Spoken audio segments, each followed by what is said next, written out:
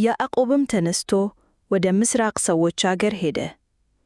በሜዳውም እነሆ ጉድጓድን አየ። በዚያም 3 የበጎች መንጎች በላዩ ተመዝገው ነበር። ከዚያ ጉድጓድ በጎቹን ያጠጡ ነበርና። በጉድጓዱም አፍ የነበረው ድንጋይ ትልቅ ነበረ። መንጎችም ሁሉ ከዚያ በተከማቹ ጊዜ ድንጋዩን ከጉድጓዱ አፍ ገለል አድርገው በጎቹን ያጠጡ ነበር። ድንጋዩንም ወደ ስፍራው መልሰው በጉድጓዱ አፍ እንደገና ይገትሙት ነበር። ያዕቆብም ወንድሞቼ ሆይ እናንተ ወዴት ናችሁ? አላቸው። እነርሱም እኛ የካራን ነን አሉት። የናኮርን ልጅ ላባን ታውቁታላችሁን? አላቸው። እነርሱም እናውቀዋለን አሉት። እርሱም ደህና ነውን? አላቸው። እነርሱም አዎን ደህና ነው፣ አሁንም ልጁ ራሔል ከበጎች ጋር መጣች አሉት። እርሱም ቀኑ ገና ቀትር ነው፣ ከብቶቹ የሚቀማቹበት ሰዓቱም ገና አልደረሰም። አሁንም በጎቹን አጠጡና ሄዳችሁ አሰማሯቸው አላቸው። እነርሱም አሉ፣ መንጎች ሁሉ እስኪከማቹ እና ድንጋዩን ከጉድጓዱ አፍ እስኪገለብጡት ድረስ አንችልም። ከዚያም በኋላ በጎቹን እናጠጣለን። እርሱም ገና ከእነርሱ ጋር ሲነጋገር እነሆ የላባን ልጅ ራሔል ከአባቷ በጎች ጋር ደረሰች። እርሷ የአባቷን በጎች ትጠብቅ ነበርና።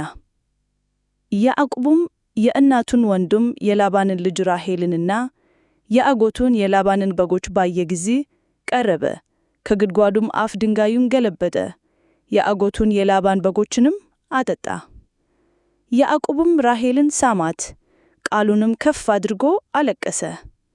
ያዕቆብም የአባቷ ዘመድና የርብቃ ልጅ መሆኑን ለራሔል አስታወቃት። እርሷም ሮጣ ሄዳ ለአባቷ ይህን ነገር ነገረችው። ላባም የእህቱን ልጅ የያዕቆብን ወሬ በሰማ ጊዜ ሊቀበለው ሮጠ፣ አቅፎም ሳመው፣ ወደ ቤቱም አገባው። ነገሩንም ሁሉ ለላባ ነገረው። ላባም በእውነት አንተ አጥንቴ ሥጋዬም ነህ አለው። 1 ወር የሚያህልም ከእርሱ ጋር ተቀመጠ። ላባም ያዕቆብን ወንድሜ ስለሆንክ በከንቱ ታገለግለኛለህን? ምንዳህ ምንድር ነው? ንገረኝ አለው። ለላባም 2 ሴቶች ልጆች ነበሩት። የታላቂቱ ስም ልያ፣ የታናሺቱ ስም ራሔል ነበረ። ልያም ዓይን ልም ነበረች፣ ራሔል ግን መልክ መልካም ነበረች፣ ፊቷም ውብ ነበረች። ያዕቆብም ራሔልን ወደደ፣ እንዲህም አለ፣ ስለ ታናሺቱ ልጅህ ስለ ራሔል 7 ዓመት እገዛልሃለሁ። ላባም ለሌላ ሰው ከምሰጣት ይልቅ ለአንተ ብሰጣት ይሻላል፣ ከኔ ጋር ተቀመጥ አለ። ያዕቆብም ስለ ራሔል 7 ዓመት ተገዛ።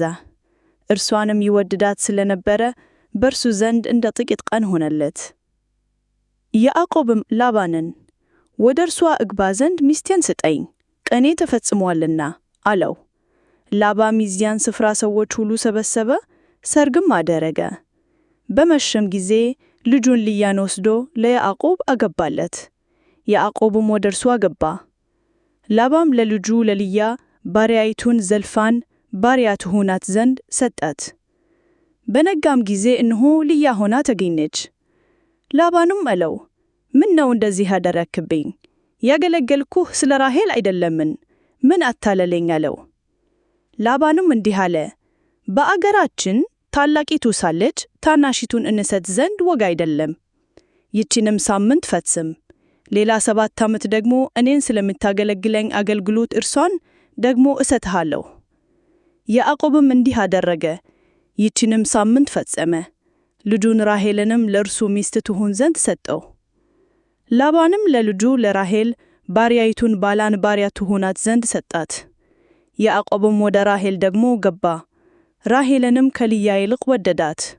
ሌላ 7 ዓመትም ተገዛለት። እግዚአብሔርም ልያን የተጠላች መሆኗን ባየ ጊዜ ማኅፀኗን ከፈተላት። ራሔል ግን መካን ነበረች። ልያም ጸነሰ፣ ወንድ ልጅንም ወለደች። ስሙንም ሮቤል ብላ ጠራቸው፣ እግዚአብሔር መከራዬን አይቷልና እንግዲህም ወዲህ ባሌ ይወደኛል ብላ ነችና። ደግሞም ጸነሰ፣ ወንድ ልጅንም ወለደች።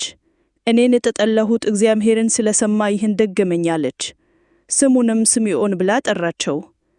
ደግሞም ጸነሰ፣ ወንድ ልጅንም ወለደች። አሁንም ባሌ ወደ እኔ ይጠጋል፣ 3 ወንድ ልጆችን ወልጄለታለሁ አለች። ስለዚሁም ስሙን ሌዊ ብላ ጠራችው። ደግሞም ጸነሰ፣ ወንድ ልጅንም ወለደች። በዚህም ጊዜ እግዚአብሔርን አመሰግናለሁ አለች። ስለዚሁም ስሙን ይሁዳ ብላ ጠራችው። መውለድንም አቆመች።